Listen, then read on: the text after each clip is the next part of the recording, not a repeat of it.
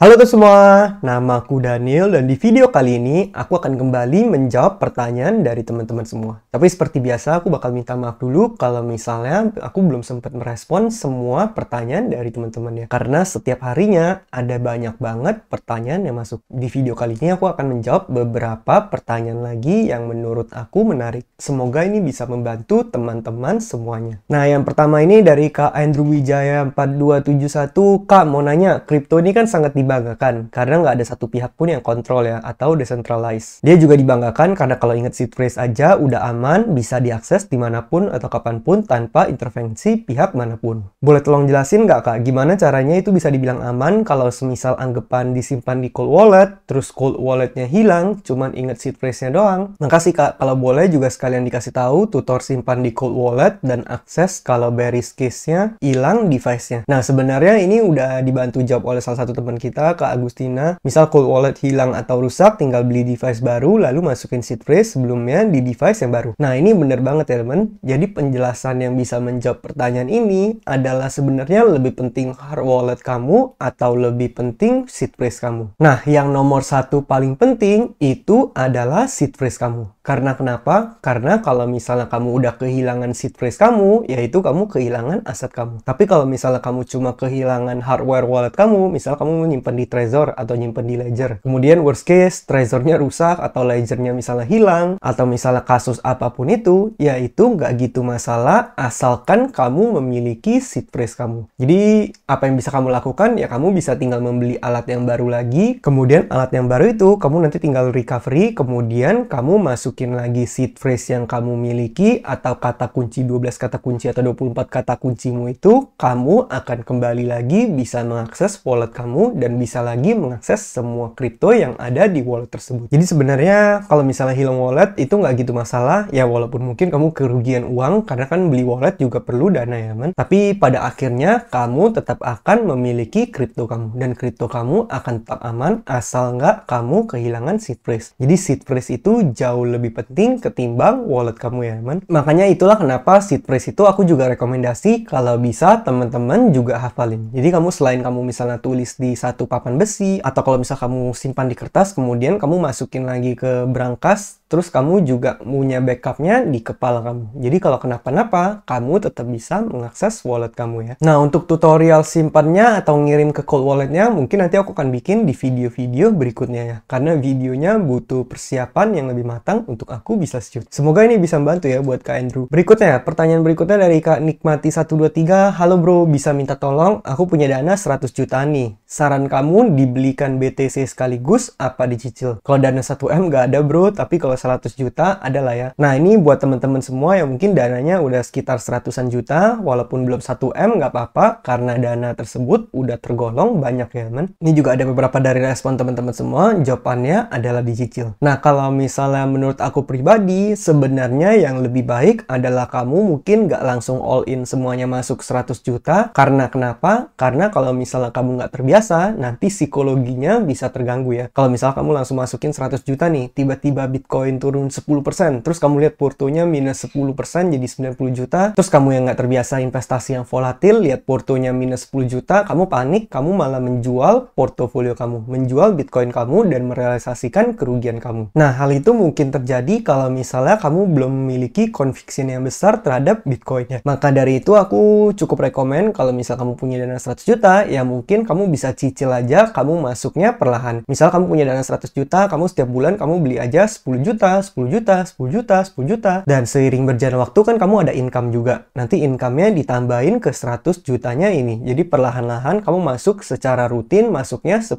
juta per bulan. Atau menggunakan teknik yang namanya dollar cost average. Tujuannya apa? Ini juga salah satu tujuannya adalah supaya kamu nggak membeli di pucuk. Jadi nanti pada saat kamu beli, mungkin Bitcoin bulan ini harganya lagi 100.000, bulan depan lagi 95.000, bulan depan 92.000, bulan depan balik lagi ke 103.000. Jadi kamu punya harga average EVG-nya itu harga di rata-ratanya mungkin lebih bawah daripada kalau misal kamu langsung beli, apalagi beli Bitcoin-nya pada saat all time high-nya, lebih besar kemungkinannya untuk nanti portonya bisa minus ya, men. Cuma di sini kalau misal kamu udah ngerti apa itu Bitcoin, kamu udah terbiasa dengan volatilitas, terus misalnya target kamu adalah target 10 tahun, 20 tahun, ya sebenarnya kalau pengen kamu langsung hajar all in juga nggak apa-apa sih ya. Biar kalau misalnya nanti tiba-tiba terjadi National Strategic Reserve, terus harga Bitcoin loncat, ya mungkin return kamu bisa lebih maksimal. Tapi itu kembali lagi di keputusan kamu. Kalau saranku pribadi, supaya kamu batinnya lebih tenang, pakai teknik dollar cost averaging atau nabung rutin aja. Berikutnya dari Kak Ana Sahmat, apa kekurangan Bitcoin dibandingkan dengan aset lain? Nah, kalau misalnya ini mungkin setelah aku mikirin, sebenarnya Bitcoin itu kekurangannya nggak gitu banyak dan agak sulit untuk dicari kekurangannya. Tapi ada satu kekurangan yang mungkin ini bisa aja ini jadi red flag bagi sebagian investor, dan menurut aku pribadi ya nggak apa-apa, karena kan setiap orang pasti punya profil resiko berbeda, tujuan investasi berbeda, gaya investasi juga berbeda. Kekurangan yang utamanya adalah volatilitasnya yang sangat tinggi ya. Nah, karena volatilitasnya yang tinggi itu, jadi Bitcoin seringkali nggak gitu cocok buat orang yang cuman pengen investasi jangka pendek. Kalau misal kamu cuma pengen investasi beberapa bulan atau misalnya 1 tahun, ya mungkin aku kurang rekomen. Aku mungkin lebih rekomen untuk kamu masuk ke instrumen lain yang sifatnya lebih fix kalau misalnya temponya pendek. Karena kalau misalnya investasi di Bitcoin, kalau kita lihat jangka pendek, biasanya portofolionya itu merah. Tapi kalau misalnya kita lihat secara garis besar, secara jangka yang super panjang, itu biasanya profit ya, teman. Seperti aku, kenapa aku bisa profit di Bitcoin? Ya karena aku masuknya udah dari lama yang lalu, dari harga Bitcoin cuma sekitar 40 ribuan, dan aku masuknya banyak. Dan juga seperti yang tadi aku sebutkan, volatilitas. Dan nggak semua investor itu suka dengan volatilitas. Profil resiko setiap investor kan berbeda. Ada investor yang mungkin lebih suka yang tenang-tenang aja, dapat returnnya kecil nggak apa-apa, tapi pasti. Ada investor yang mungkin dia masih muda banget, masih bisa meresikokan semuanya, volatilitas tinggi banget nggak apa-apa, yang penting returnnya bisa maksimal. Nah, maka dari itu ini harus disesuaikan lagi dengan style investornya. Dan menurut aku pribadi, ya nggak ada yang benar, nggak ada yang salah. Semuanya ya sah-sah aja ya, men. Dan kamu bisa sesuaiin, kamu tipe investor yang bisa membear kelemahan-kelemahan dari Bitcoin ini atau enggak. Atau kalau misalnya kamu pengen diversifikasi portfolio juga boleh ya. Misalnya kamu cuma taruh 20% Bitcoin, 30% Bitcoin, ya sebenarnya nggak apa-apa juga, sah-sah aja ya, men. Semoga bisa membantu ya buat Kak Anas Ahmad. Berikutnya dari Kak Elang 784, Kak, kalau lebih memilih saham MSTR dibandingkan dengan Bitcoin, untuk nanti keuntungannya saya belikan Bitcoin, gimana? Saya ada conviction kuat di MSTR karena pergerakannya mengikuti Bitcoin. Jadi MSTR untuk offense dan Bitcoin untuk defense. Nah, kalau aku pribadi, menurutku ini adalah strategi yang aku pribadi juga gunakan ya. Kalau misalnya MSTR, aku lebih fokusin itu untuk menghasilkan uang. Sedangkan Bitcoin itu adalah untuk style defense aku. Jadi di sini metode yang aku gunakan adalah MSTR itu tujuannya untuk mencetak profit, kemudian profit dari MSTR ya aku gunakan lagi untuk membeli Bitcoin.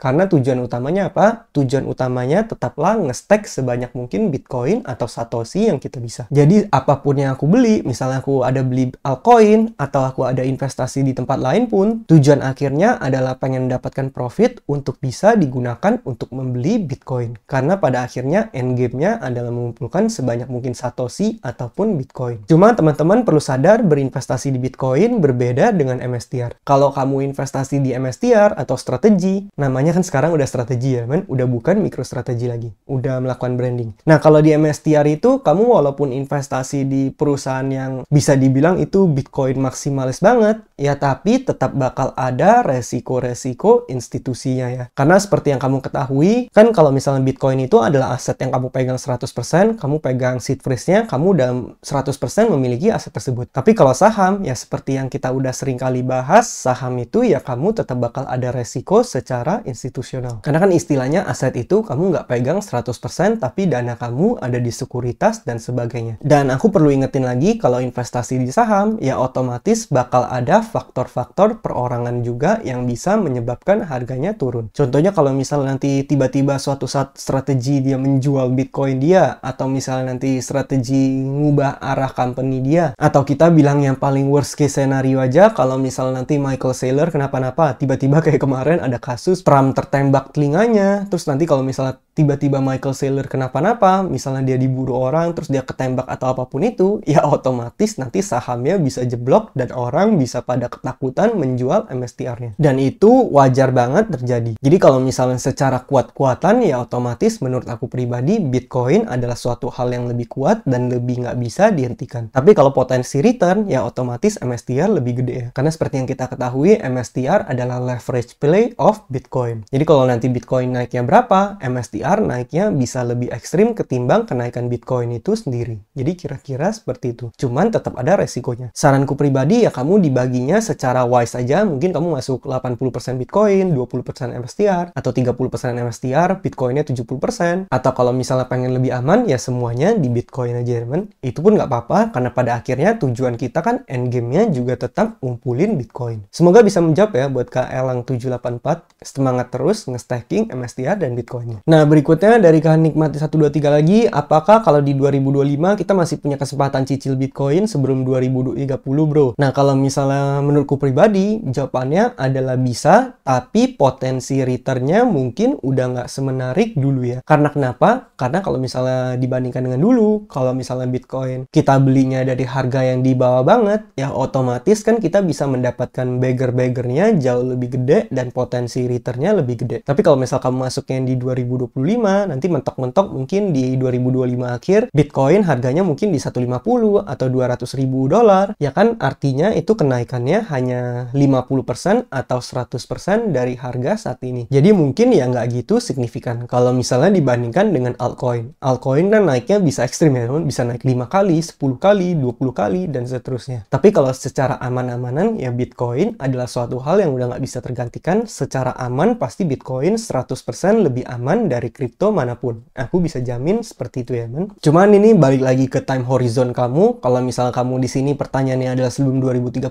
mungkin asumsiku adalah kamu pengen jualnya di 2030 atau lebih. Ya jadi masih untuk long term banget. Ya menurut aku masih menarik banget. Karena menurut aku di 2035 Bitcoin itu bisa menjadi jutaan dolar. Dan kalau misalnya kita lihat dari harganya sekarang 90 ribuan ke katakan 1 juta dolar aja, itu masih bisa tumbuh 10 kali. Dan aset yang bisa bertumbuh 10 kali atau katakan 1000% return dalam waktu beberapa tahun aja, nggak nyampe 1 dekade, menurut aku itu return yang menarik banget. Karena kalau misalnya kamu masukin ke instrumen lain, apakah ada instrumen yang seperti itu? Ya belum tentu ada ya, men. Kamu taruh di instrumen investasi lain, ya paling returnnya cuma nggak nyampe 10% atau belasan persen, itu udah oke banget. Sedangkan ini bisa memberikan return sampai 1000% dalam waktu kurang dari 1 dekade. Yang menurut aku itu masih merupakan investasi yang menarik banget. Apalagi kalau kamu berani belinya dalam jumlah besar. Jadi kira-kira jawabannya seperti itu ya. Semoga membantu ya buat Kak Nikmati 123. Nah, berikutnya nih pertanyaan terakhir yang bakal kejawab dari Kak Arul Gamers 8921. Bitcoin kan POW atau Proof of Work. Jadi tidak bisa di stake. Bagaimana itu kita nge-stake-nya? Mohon penjelasan. Nah, ini benar banget ya, men. Teman-teman harus ngertiin dulu apa itu proof of work sama proof of stake. Tapi pada intinya Bitcoin itu adalah proof of work, dimana kalau misalnya kamu pengen mendapatkan Bitcoin lebih, ya kamu harus kerja. Cara kerjanya gimana? Ya mining Bitcoin atau kamu menvalidasi transaksi yang dilakukan orang lain. Dan itu sebagai imbalannya nanti kamu akan mendapatkan fee dan juga mendapatkan hasil dari tambang Bitcoin itu. Cuma kalau misalnya kita lihat, mungkin kalau misalnya kamu nggak lakukan secara skala besar, untuk sekarang susah banget untuk bisa profit dari mining Bitcoin. Bahkan lumayan banyak kasus yang perusahaan miner Bitcoin aja sekarang daripada mereka ribet-ribet mining, mereka lebih pilih untuk ngumpulin dana, kemudian setelah galang dana, dananya dipakai untuk membeli Bitcoin menggunakan strateginya MicroStrategy. Nah, jadi untuk menjawab pertanyaan ini, sebenarnya Bitcoin itu kurang cocok kalau misalnya kamu mau staking.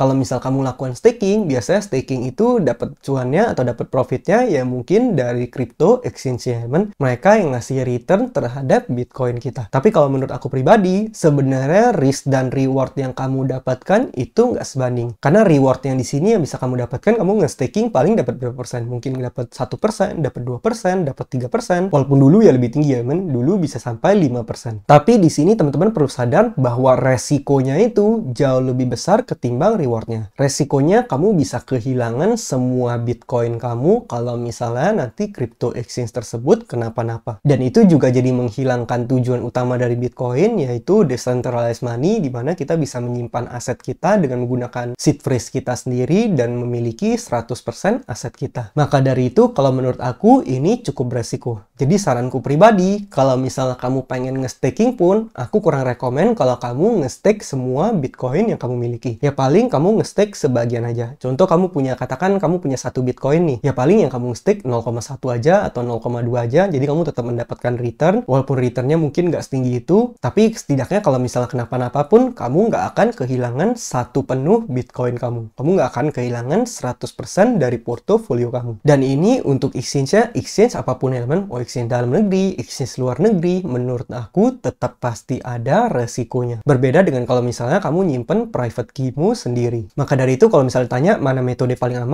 aman ya setelah kamu beli Bitcoin dari exchange, Bitcoin-nya kamu langsung transfer ke cold wallet kamu seed phrase-nya kamu hafalin, cold wallet-nya kamu masukin ke brankas, dan kamu pastikan benar-benar 100% seed phrase-nya ada di otak kamu. Paling aman ya teman-teman menggunakan metode seperti itu ya, daripada kamu nge-staking nanti kalau misal kenapa-napa kehilangan Bitcoin kamu. Nah kira-kira gitu ya jawabanku untuk Kak Arul Gamers. Semoga jawaban-jawaban ini bisa membantu buat teman-teman semua. Bagi teman-teman yang masih ada pertanyaan, kamu boleh tulis kolom komentar, nanti aku akan berusaha untuk menjawab lagi pertanyaan dari teman-teman semuanya. Nah mungkin sekian aja videoku pada kali ini, semoga video ini bermanfaat, dan akhir kata jangan lupa untuk selalu invest in yourself. Sampai jumpa di video berikutnya, bye!